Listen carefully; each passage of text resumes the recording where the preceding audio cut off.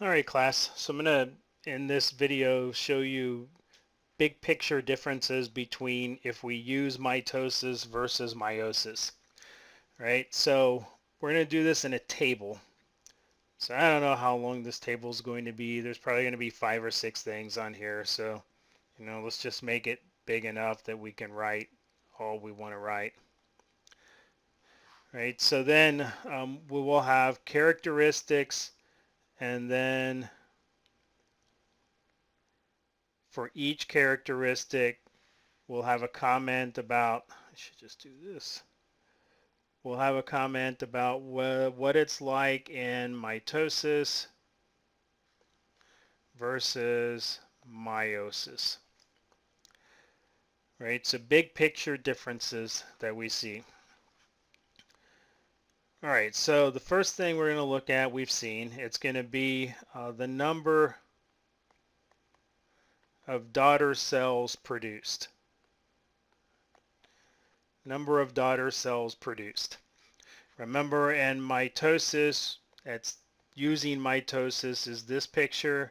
Using meiosis was this picture. Right, so mitosis, 2 daughter cells, meiosis will give us 4. And I'm using mitosis and meiosis here. What I really mean is if we do the cell cycle with mitosis, 2 daughter cells, or with meiosis, 4 daughter cells. All right, so then we'll look at the number of chromosomes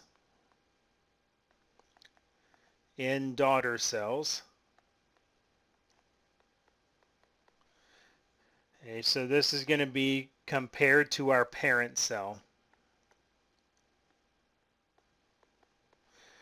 Right, so it's the number of chromosomes in our daughter cells, but we're comparing it back to our parent cell. Right, so in mitosis, if we're using mitosis, this is always going to be the same. In meiosis, it's always going to be half.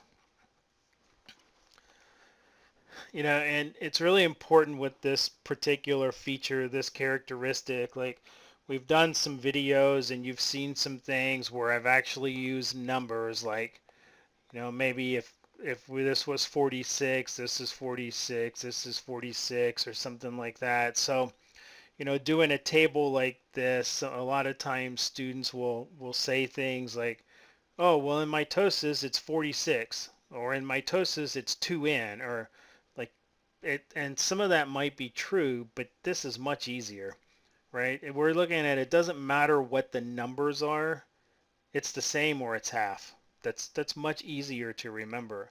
And then no matter what the number is, it's the same or it's half. That's it. All right, so then we're going to add in next, crossing over occurs. Right, so this is are we getting lots of genetic variation? In mitosis, no. In meiosis, yes.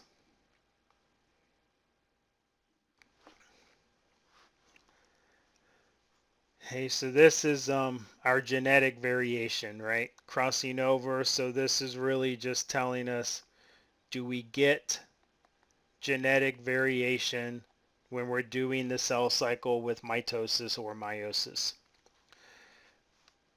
All right, so then I'm going to tell you the uses that we have for these in animals. So this one's going to be kind of big, so let's just split this, leave a lot of room here. So what I'm doing with these last 2 parts is I'm telling you in animals, if we have cell cycle with mitosis, why? Why would we do that? Right? So remember, like, the goal of mitosis and meiosis is always the same, to separate chromosomes. So that's not what I'm talking about here. I'm talking about if you have cells in your body that are doing mitosis, why? For your body, why we need that to happen. All right, so the mitosis column for uses in animals, development, and I'm not sure I gave myself enough room to write this, but development. So remember our picture where we had sperm cell fertilizes the egg and that gave us the zygote? Well, all of us started, your entire body started as that single-celled zygote. So to develop from that one cell into the trillions of cells we have now, we've got to do development, right? So that one cell would divide to 2, 2 to 4, 4 to 8, 8 to 16, etc. And we want that to be mitosis, right? We want the chromosomes to be 46 every time we're doing one of those divisions. So development, growth,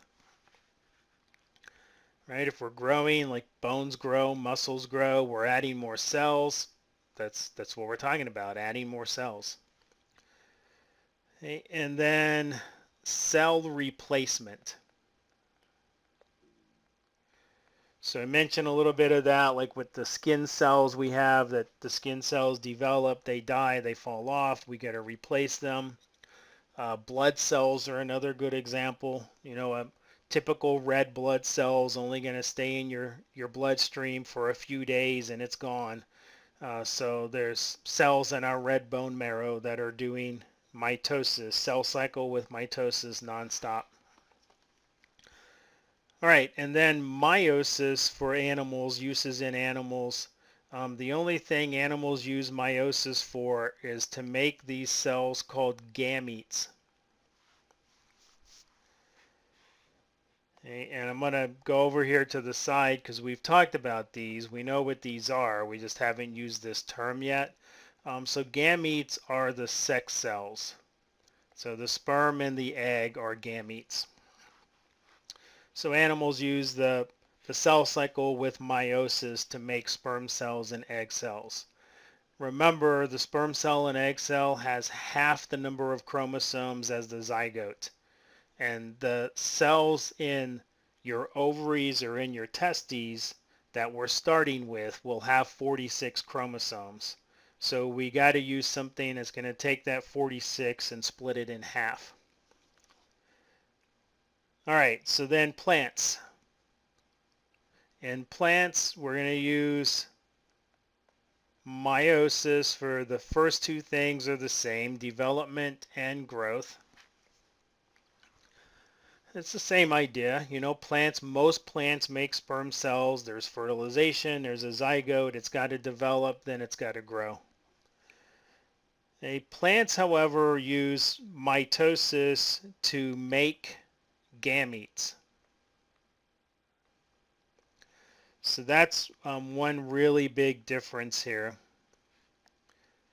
Plants use the cell cycle with mitosis to make gametes.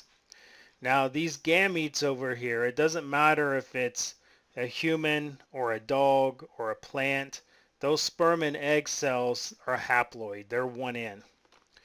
Right, so in humans using mitosis for this, we do this, right? This is making gametes in humans. Meiosis. In plants, it would simply be this, because they're using mitosis. Right, so you'd start with a cell that was 1N.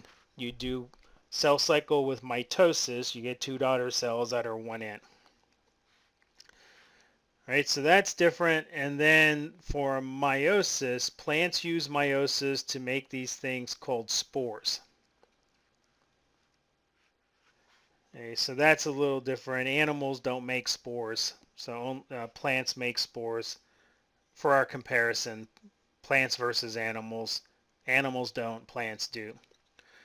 Right, so if we're looking at the plant idea again, if we started 2N and did this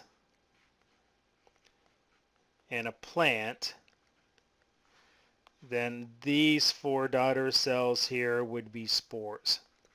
Right, up here in the animal, those are gametes. And then these two things in our plants are gametes. Right, so it's kind of a, you know, animals up here, plant down here. All right, so that kind of gives us some, big picture idea of, what are we doing in organisms? Why do we need cell cycles with mitosis and meiosis?